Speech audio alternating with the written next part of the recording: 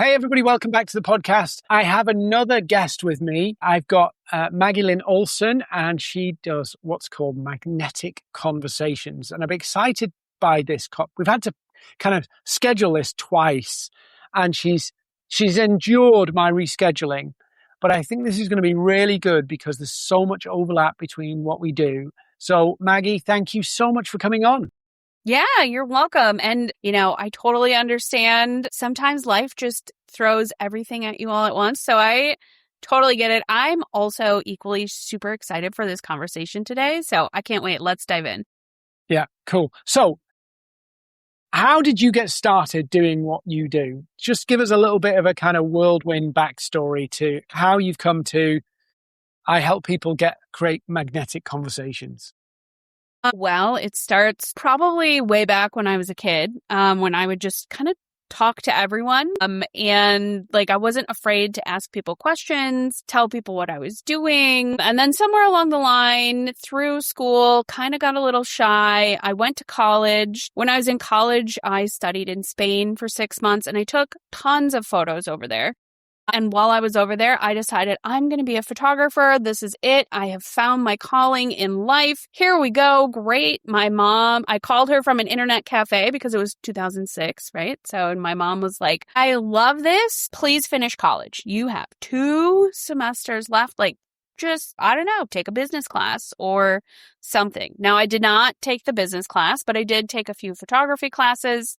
I graduated, I moved into a corporate job, but I also bought a camera and started taking photos. Now, immediately I was like, I need clients. And immediately I was terrified to talk to people because I was like, oh, who is going to want to book with me? I'm 21 years old. What do I know about taking photos, right? There's people who have been doing it for years.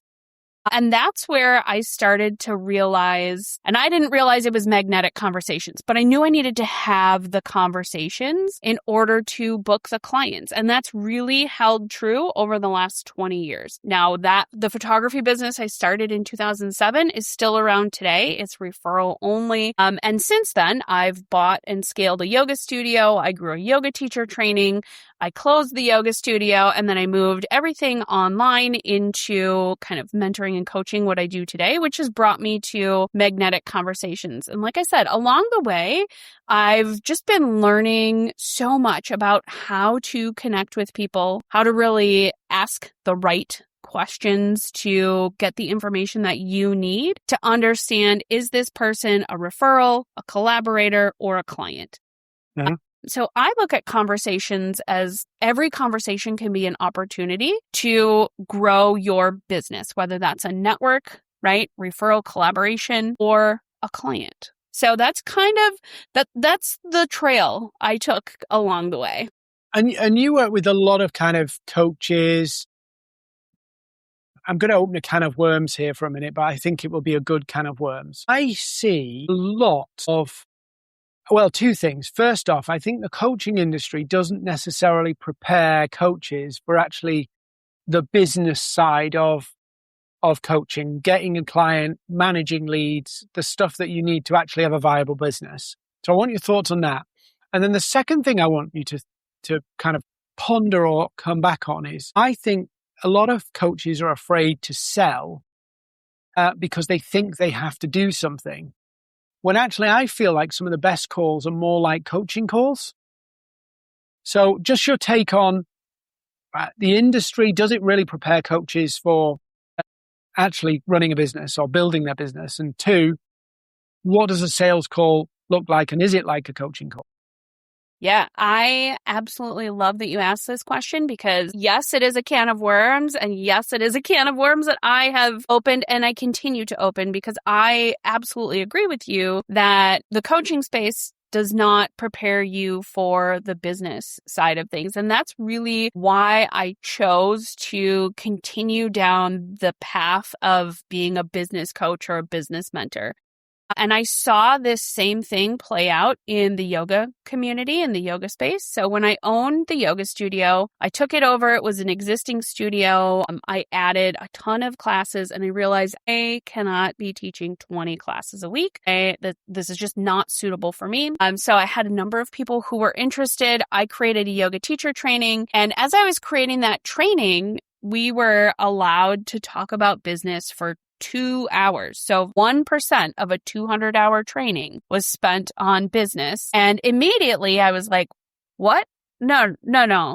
No, this cannot be true. Yes, I'm here to teach these people how to teach a yoga class, but maybe more importantly, I need them to help me bring people into the studio. I want their classes to be filled. I can go out and I can talk to all the people I want all day long, and those people are going to come to my classes. And that's exactly what I saw. So I had to teach my teachers how to generate leads, like boots on the ground generating leads. Now, when I moved into the online space, into the coaching space a little bit more fully, I realized that the same problem exists here. You go to coaching school, you get this pretty certification, and they spend about 2 hours. Generate your leads, talk to people, sell your stuff. And they don't really go more in depth. Now, over the last 6 years online, I've really realized that, well, these people probably don't really know how to run their business. Like somebody else might be running the business for them.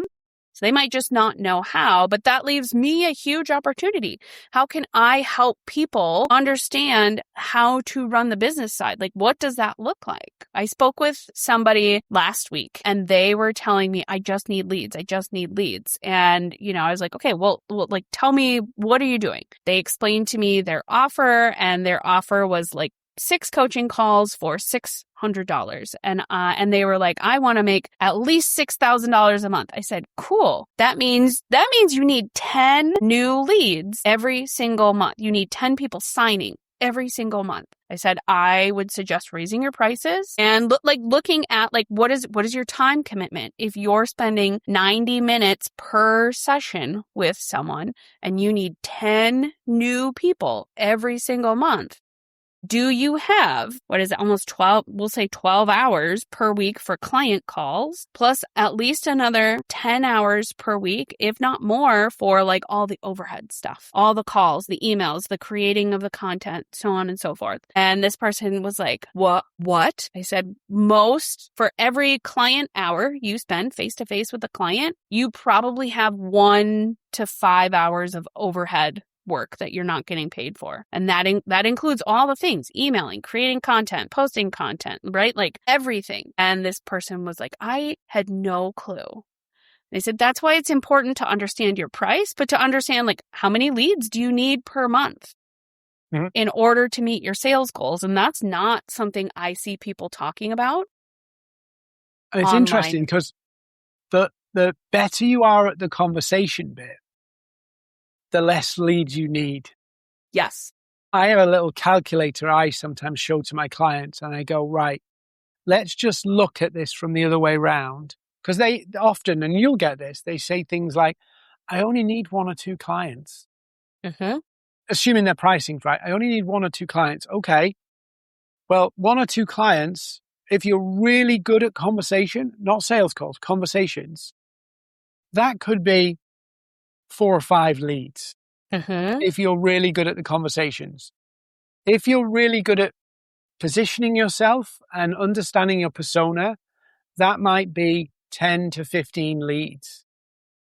So you go 10 to 15 leads gets you 1 or 2 clients. Great. If you're good at the process and you build the skills in the process.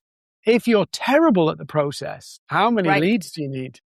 Yeah. And I think that's kind of the magic question, because I think something else people don't want to realize or don't want to admit maybe is that, in the beginning, it's going to be hard. You're going to suck. Conversations are going to be hard. You're going to trip over your words. You're going to say things that you're like, that sounded really stupid. So, in the beginning, you might need 100 leads to close one client. But the thing to really remember is that the more you show up, the more you have these conversations, the more you commit to being curious with people in conversation, to just simply allowing yourself to learn and say the things, you're going to get there, right? Like, I did not refine my sales process overnight at all, right? Like, yes, I've owned my photography business for 20 years, but I will absolutely, and I've told this to many people, it took me 10 years of working in corporate and owning my business before I was ready to leave corporate, before I felt like I had a strong enough skill set and sales set to be confident in booking myself out fully in a way that I wasn't running ragged. So yes, I may have taken the longer road working both corporate and, being an entrepreneur, but at the same time, I've been very committed to refining those skills, especially as I've changed industries, right? Because I was in the photography industry, I moved into the yoga industry, and then I moved into the coaching industry. And while there's similarities in there, absolutely, but I kind of had to learn a new skill set every time I switched in order to really maximize what I'm doing. Now, the good thing is, as you learn, you grow, you bring all these things with you, and the refining process doesn't take as long, but you have to be able to be willing to show up and have the conversations in order to learn what works best for you. So it's interesting because in the coaching industry, you see this, and I'll probably get it wrong now, but you see all of these groups where it's like, I need to get my 200 hours or whatever it is of whatever supervised coaching or whatever. And people will faithfully commit to that. But to learning how to talk to a potential client, it's like, it's like they don't want to get better at that sometimes, or it doesn't matter.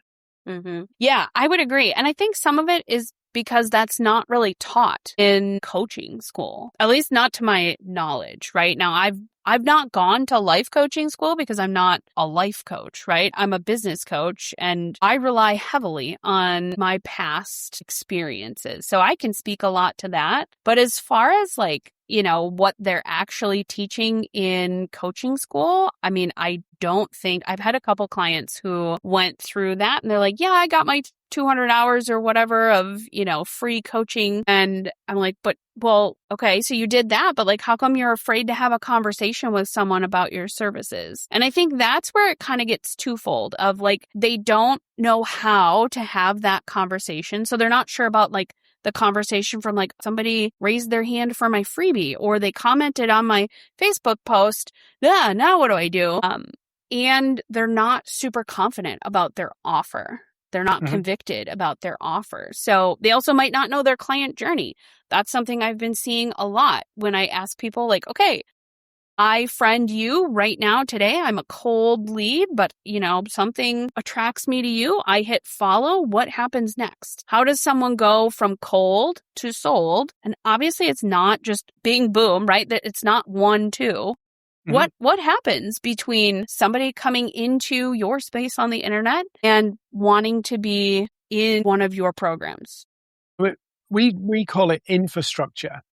In effect, if you're on Facebook, exactly as you say, you've added somebody, what's that journey and what mechanisms do you need? Because if you're kind of making it up as you go along every time, that's exhausting.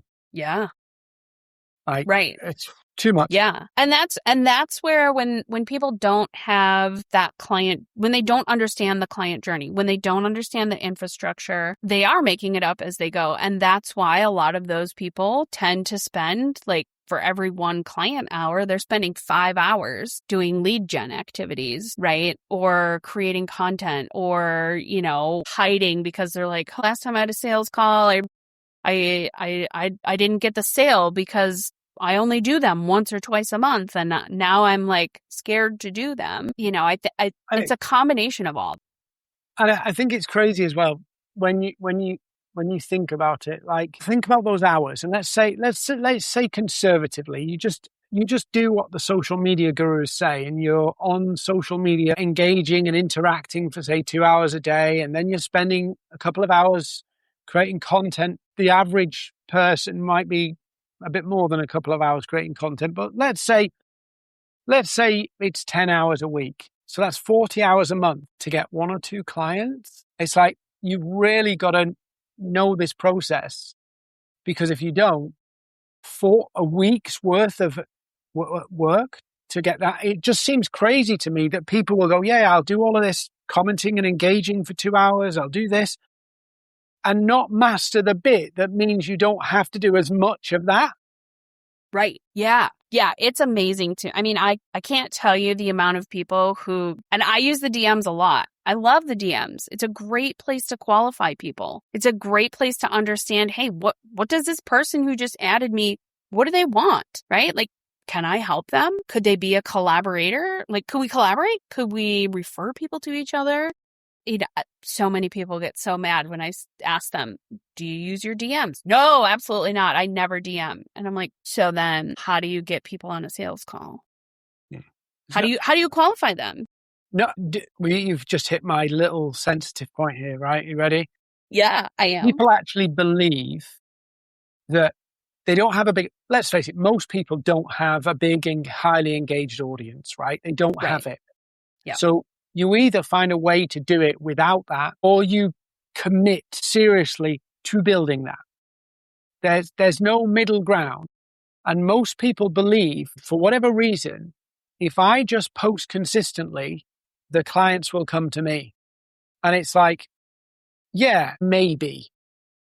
If you get everything right and you're in obedience with Facebook.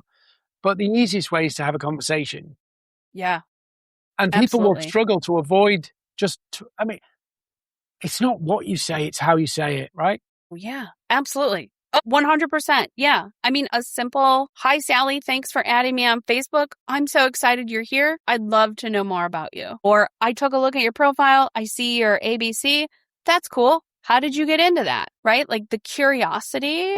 I think people are scared of rejection. And I think it's easier for people to, say, oh, well, the social media guru told me to do this. They told me I have to, comment 342 times and then like things for, like this whole list of stuff. Like, it's so much easier for them to be like, oh, I've got my checklist done, instead of, looking at their friends list or their followers list and saying, okay, I'm going to go to Johnny's profile. I'm going to see what Johnny has going on. I might comment because something jumps out at me and say, Johnny, I really love this post. I totally agree. Maybe I'm going to send a DM and say, Johnny, I love what you posted the other day about XYZ topic. I would love to have a conversation about that. And if he doesn't, if that person doesn't respond, like, it's not just a one and done thing, right? There's billions of people on Facebook, on Instagram. And I mean, personally, I love Facebook because I love groups, because then you have a group of people. If you're in that group,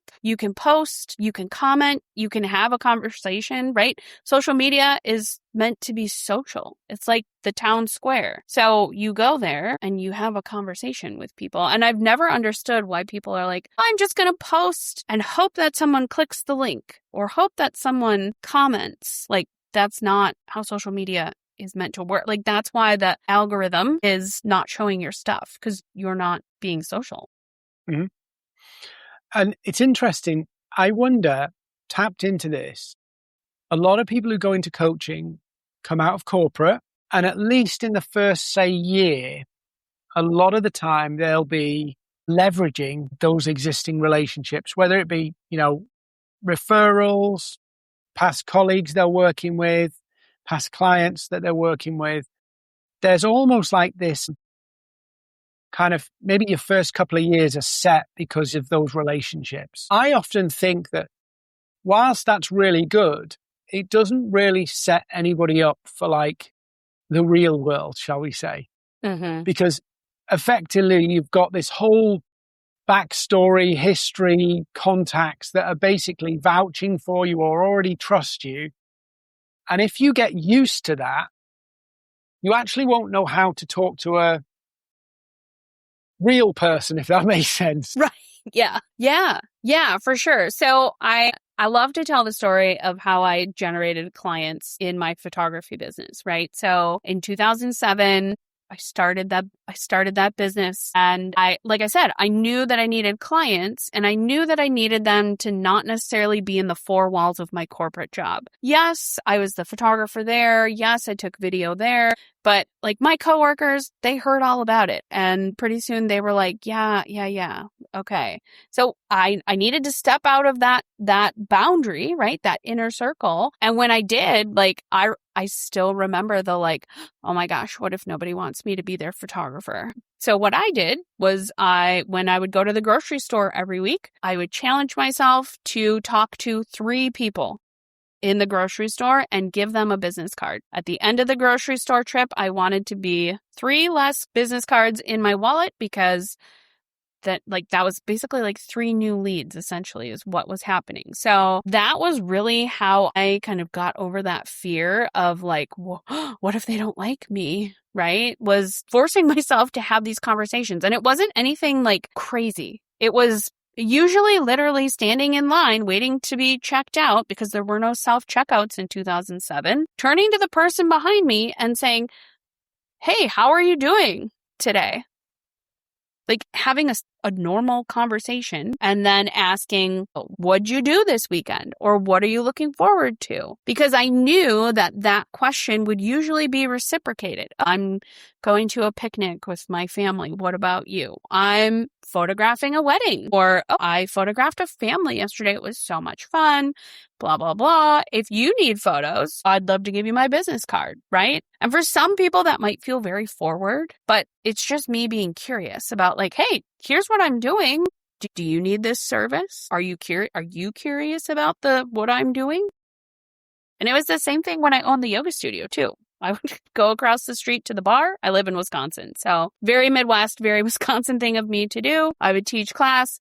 I would go across the street to the bar in sweaty yoga clothes. I would have a drink, and people would say, why are you dressed like that? And I would say, I own the yoga studio across the street. Here's a card. Come see me. It's a free class. So I don't know. I guess I was just never like that always felt so normal for me to be it's almost like in some ways, and it's weird because coaches, if somebody was coaching a coach about this issue, they'd say, why do you think you're afraid of sharing about your business? If you think you can help people and make a difference in their lives, why wouldn't you do that? And it actually surfaces a whole host of rejection, fear of rejection. And I was thinking about when you were mentioning earlier about people being afraid of messaging versus posting content. I'm not saying it's one or the other, but often people will run to content rather than do any messaging. I thought about it and thought, well, every post you do gives you a dopamine hit because somebody likes it, somebody comments on it, and you feel appreciated. It's all, other than if you post you love Donald Trump. Well, that might work. That might work where you are, but if you post where you love Donald Trump here, you'll get a lot of attention and probably a lot of it won't be good. Right. But there is an affirmation, a positive affirmation from posting content, even if it's only one like. But there's always that one person didn't reply to me, and I'm going to fixate on that one person who didn't reply to me. And now I've gone to fly in the wall in their room, and they're actually throwing darts at my face. Yeah. Yes. Yeah. And I would agree with that, right? Like it's so much easier. I think it feels so much easier to post because it's so much easier to get the dopamine hit of like, oh, somebody liked my post. Oh, somebody commented, instead of like sending a message and it just kind of going off into the ether of like, will they read it? Did I say the right thing? What if they don't message me back? What if they're throwing darts at my face? What if they block me? What if they tell all their friends that they don't like me, right? There's that whole list of like, what if this happens?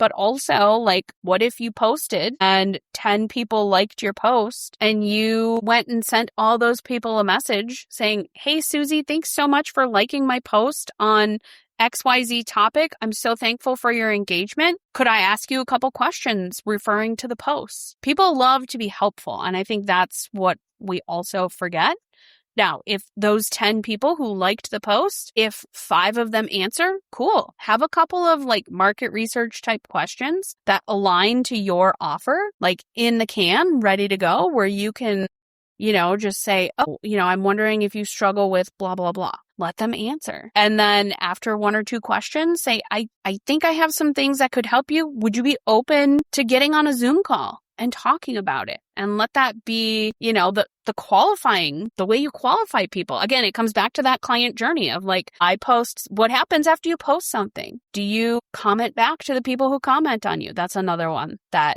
gets me. People will post something and I'll see 100 comments under there with no response from the original poster. And I'm like, those are hot. Those are like hot leads, warm and hot leads right there. You're missing out. And people are so afraid to DM, right? Okay, problem solved. Okay, great. Sally, I see you commented. Can I share more info to your DMs? You're asking permission. When that person says yes, cool. Green light. Go and message that person. Yeah, it doesn't have to be buy my stuff. Right. Yeah. I think as well, I've lost about, where are we now? I've lost 130 pounds in weight. Okay. I have to say weight because obviously pounds in money here, right? But right. 130 pounds in weight. Yeah, that's right. 130 pounds. No, 140 pounds now. Okay. Right.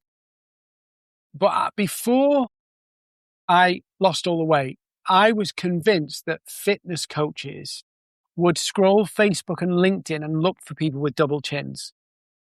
And they would have this spiel, this like chat structure to basically chat you up. And the problem I had with theirs is not so much the questions, but it was you knew where this was going to go. It felt a bit like you're funneling me here. And I think what you're saying is just like, take some of the pressure off a little bit. It doesn't have to be, I'm having a couple of questions to see if this something resonates, but it's very cool. Whereas theirs feels very much like, I'm going to get you into this place where you've said yes to a couple of things. And sometimes I'll go with them just to see where it gets to. And sometimes I'll just like, yeah, do better, please. But it doesn't have to be that kind of like, I'm funneling you kind of thing. Right. No, it totally doesn't. And I think that's where, and I'm not sure where all those questions like came from, because I know exactly what you're talking about. And coaches, I think just as a whole, coaches do that too. But I also think some of that is like, if you're using AI, now I want to preface this by saying, I use ChatGPT. I use Claude, right? Like I use those things, but also I make it my own, right? So when, I get these things from chat, from AI, I'm looking at it from, okay, here's how I can change it so it sounds exactly like me. So it's not like leading you down that funnel of like, here's this. And I know the next question you're going to ask is that, right? So I think some of it is being willing to get creative and make it your own, right? You have a framework. Frameworks are not hard to come by, right? There's tons of frameworks you can grab online, but you have to look at it and you have to understand, okay, when somebody does this, here's what I want to do next. And here's what I want to ask next. And, AI can be really great for giving you 10 different variations of how to ask that question in a way that doesn't feel like, oh, this is exactly what everybody else asks here, right? Like, how can you be creative in order to ask those things? And sometimes I think people are looking for such a quick fix for some of this stuff that they find the quick fix, but they don't take time to personalize it. Or they don't understand. Like, I was talking to somebody earlier and it was like, yeah, my strategy is to add people and then send them a message. And it's like, that feels very abrupt, very salesy. Yes. Like, yeah, but if I send about 250 of those, I actually book a call. And I'm like, you're not going to have an account left if you keep going like that. And also the other thing about doing that kind of weird volume bit is actually you run out of people. Yeah. You're burning leads faster than you can add them. Yeah. So you need to like have something that's like really kind of relatable, feels light. It doesn't feel heavy. Any tips on how people gauge that in terms of, is this person just engaging in conversation, or is there something more that can come of it? Sure. Is it just a first date that will go nowhere, or is this something that actually we should take to a second date or a call, if you know what I mean? Yeah, no, for sure. And what I tell all of my clients when we're talking about this, like how many leads do I need? How many leads do I need? Right. So I do some math with them, right? If they have a $5,000 coaching offer, right? And they want one sale per month, that's probably about 100 conversations that you're starting. Now, before anyone is like 100, right? Like, I can't possibly do that. It breaks down to having about three new conversations per day. So that's starting 3 new every single day, which is not a lot, right? It takes 5 minutes. And that can be going through your current friends list on any platform and saying, hey, I noticed you follow me. I just wanted to let you know, here's what I'm doing. Have you ever considered working with someone who does XYZ? Do 3 of those every single day. And then, the next day, if someone replies, okay, now it's time to continue the conversation. That's where those qualifier questions come in. So, really, I tell my clients, you probably don't really need to be working on lead gen much more than like 20 to 30 minutes per day, because you're starting 3 new conversations, and then you're probably continuing 3 to 5 other conversations. So you're talking to no more than 10 people per day if you don't want to, right? Because if you do that 30 days a month, right, that's 300 people. If you're talking to 10 people per day, that's 300 people per month. Could you realistically sign all 300 of those people? Probably not, right? Will you sign all 300 of those people? Probably not. But also that gives you, if you get to a place where you're like, oh, wow, I'm really good at having conversations, at understanding where they are in my client journey, at having these conversations, qualifying these people, bringing them onto calls and closing them. Okay, maybe you bump it back to 3 days a week, you're having 3 new conversations because you're so good, right? There's a lot of room to play there where you can ebb and flow. So if you're having a bad day, it's okay. Take the day off, but come back tomorrow, right? Start over tomorrow with the conversation. And, I think people don't realize that a small active account, right? If you have 50, 100 people who are very active, always commenting, engaging with you, that is so much more profitable than a large account with not a lot of engagement. And because those people who are engaging with you, you can go to them and say, hey, do you have any friends who are experiencing something similar to you? Do you think they would be a good fit? If they are, please connect them with me. I'd love to start a 3-way conversation with them and hear, and connect with them. Because really the power of community, I think, is something that people don't tap into either. Mm-hmm. I think that, this is probably a therapy session for me, but I'll tell you something that, as a business owner, one of the things that I find the most difficult, I've got friends, but most of my friends aren't business owners. So actually being able to talk to other business owners is something I actually look for from social media. Mm-hmm. So I had one the other day. This is a bad version of don't do what this person did. They'd been engaging with my content and I added them because I was like, this person's engaging with me. I'd love to get to know them. And immediately after I accepted, put me in one of their little chat funnels. So what's your goal? Where do you want to be in the next 6 months? What have you? And I'm like, I just added you because right, you were engaging with my content. Mm-hmm. So I'm not saying do that, but I agree with you that this sense of having people, I think social media is the problem and also a solution.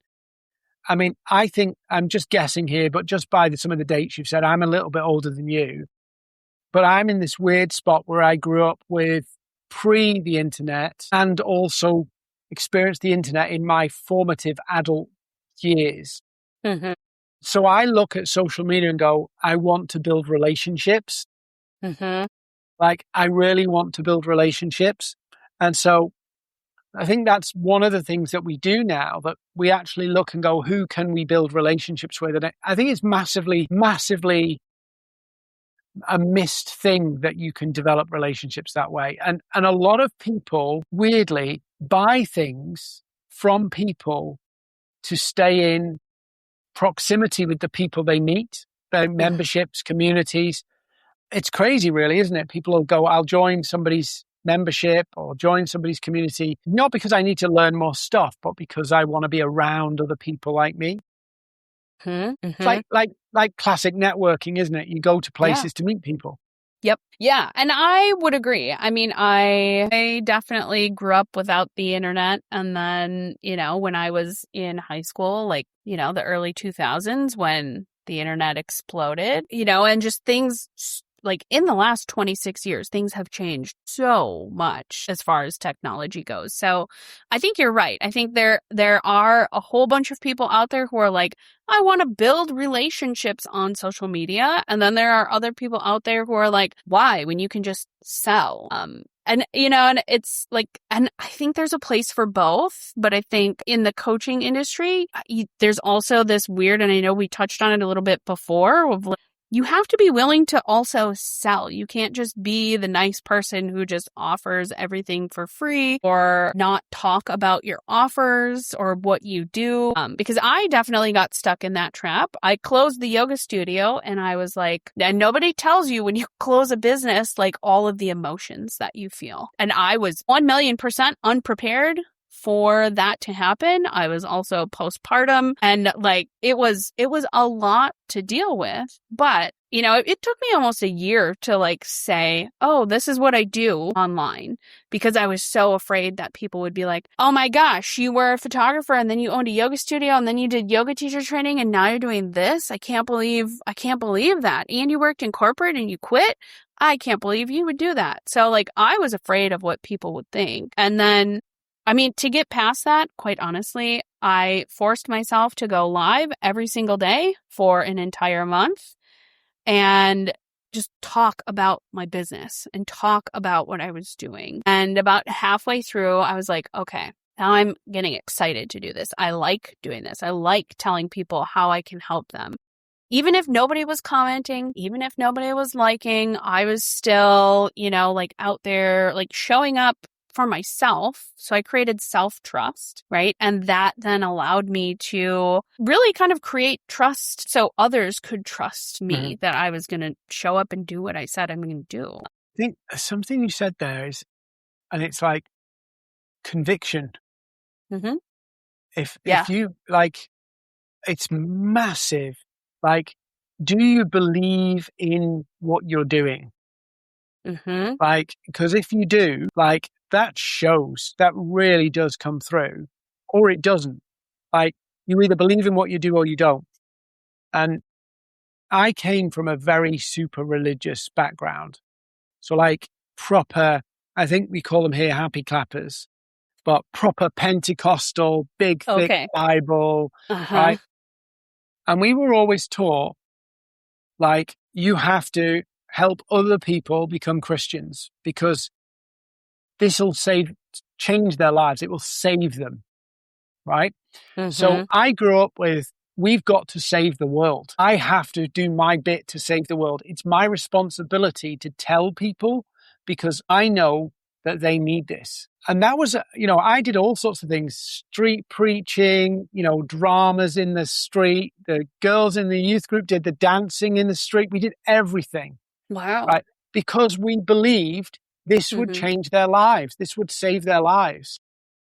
And okay, we're not literally in the same scenario of, saving them from heaven or hell, all that kind of stuff. But if we believe we can make a difference to their life in some way, we have to believe it. We have to show some conviction and we have to talk about it. We have to literally go, I think I can help you. You don't have to be here. Right. Yeah. Yeah. I would absolutely agree. In fact, I had a business coach who said to me, if you can't be convicted about your offer, you need a new offer. And that has always stuck with me. And at the time when they told me that, I was a little mad because I was like, I just created this offer that sounds amazing. And the coach was like, yeah, but do you believe it? Do you believe that that can change the world or your client's life, their business? And I was like, well, somebody told me that they wanted this thing and that's why I created it. And the coach was like, and maybe, but do you believe it? And I was like skirting around whether it was a yes or no, when really deep down it was no. I didn't believe that that offer could do what I wanted to do. And I mean, my coaching and consulting and mentoring has ebbed and flowed and changed so much since 2020 when I came online. And I'm grateful for all of those changes. But at the same time, I look back and I'm like, man, if I could redo something, I would want more conviction in my offer earlier, right? I would want to be like, yes, I absolutely believe this. I can talk about it until I turn blue, right? Like I can talk about it and I don't care if people are listening because I believe in it so much. And I do ask my clients that, like, is this on a scale of 1 to 10, how much do you love your offer? Would you buy your own offer? Because if you wouldn't buy it, how are you going to sell it, right? If you think about people who are creating UGC content, right? Selling for other brands, the people who are the most successful are the people who are like, I love these Post-its. They're the best thing ever. I use them every single day, right? They are convicted about that thing that they're selling. So I mean, for anyone who's listening, if you don't feel like this is it, Mm-hmm. you need that. You need to find that. And if it's not your current offer, take it from someone who has changed a lot, pivoted a lot. It's okay to change. It's okay. But not change every time. Yes, absolutely. Don't change every time. You have to give things time to work. But I think there's also a balance of like, you have to know when is the best time to change, right? If you're going along, something's not working the way you thought it was, like how can you understand, quote unquote, what's wrong and shift as needed? I know when I launched my first thing, which was something, a LinkedIn thing, I put all the chips down on it. But the first time it didn't work. Like the first time we started promoting it, it just wasn't landing. And we went, do we believe that this is something people want? Yes. Have we got evidence for it? Yes. So it's how we're doing it. And we played around with it. And that original offer has probably made me now $5 million over 6 or 7 years. Mm-hmm. Even today, we have to refine it because the market changes. But it's like, at some point you just go, I'm all in on this and we're going to make this thing work. Mm-hmm. And there's a feeling in your gut. There's reinforced messaging around that says this is the right thing.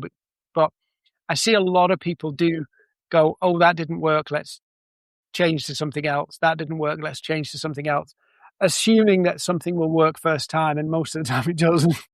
Right. Yeah. And, with respect to what you're saying, I think a lot of people, they want to just keep reinventing the wheel, right? Because some of it is that fear of like, it's hour one of day one. It's not working. Let's change it, right? Because at the end of the day, and this might ruffle some feathers, business is boring. Like business, you need an offer, you need to sell it, you need to close the sales, right? And that's kind of boring for people. And I see this a lot in my clients. They're like, well, I have these 27 offers. I'm trying to sell them all at the very same time.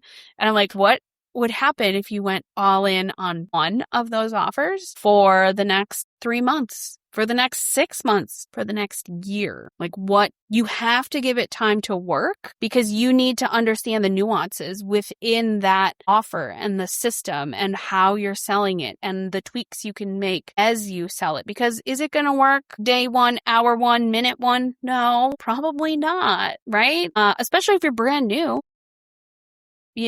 So you have to give it time to work. And when people work with me, I make them, they decide the day they come in, okay, what is the one offer you're working with for at least the next 6 weeks? Because you need to have a base here.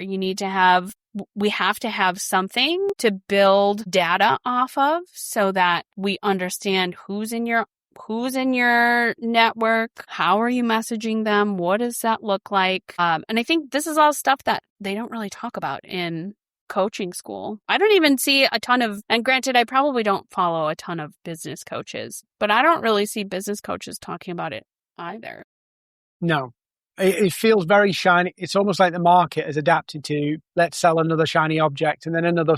See this with AI right now. No, it's not that tool now. No, it's this tool. No, it's this tool. Yeah. And it's like everybody's moving around because, well, a lot of the gurus are moving around because it's the next thing.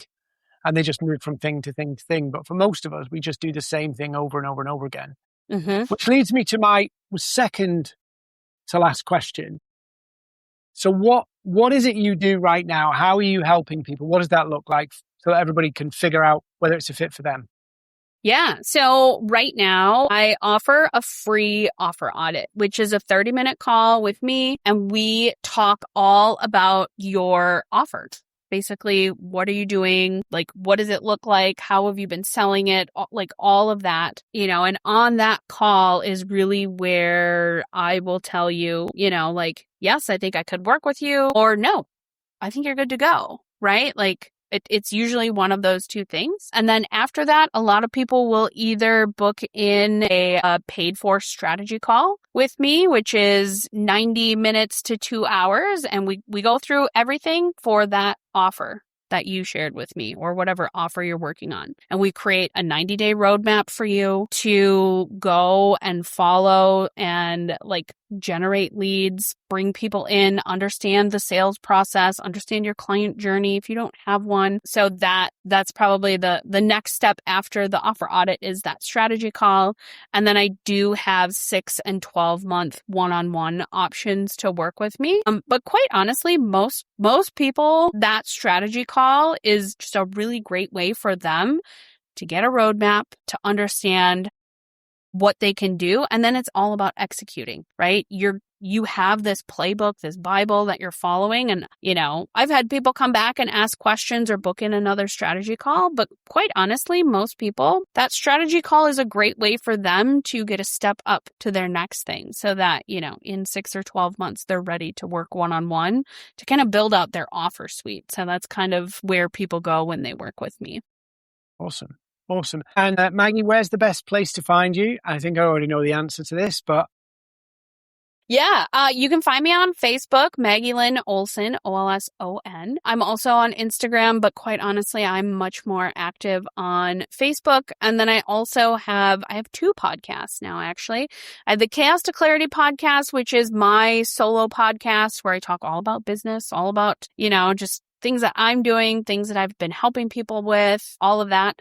And then I have a new podcast where I do all of my interviewing now. So I used to do interviews on Chaos to Clarity, but I created a new space called Built to Scale. And on there, I interview other entrepreneurs. We talk all about how they've scaled, how they've built, all the things that they've done. And then I get a little bit more into systems on Built to Scale. So awesome. Yeah. So send me those links to the podcast and your Facebook. We'll put it in the description of the podcast when it goes out. But do, guys, go check out this because, everybody says when you start a business, the best way to grow it is to just have more conversations. Everything comes out of a conversation. Lead gen, content marketing, social media is just a means to a conversation. And if you're a small business owner, you need to find the most efficient way to have those conversations. So fully on board with what Maggie's talking about here. So Maggie, thank you for coming on. This has been awesome. Really appreciate you taking the time out and coping with me having to reschedule twice. So thank you for coming on. Yeah, you're welcome. Thanks so much for having me.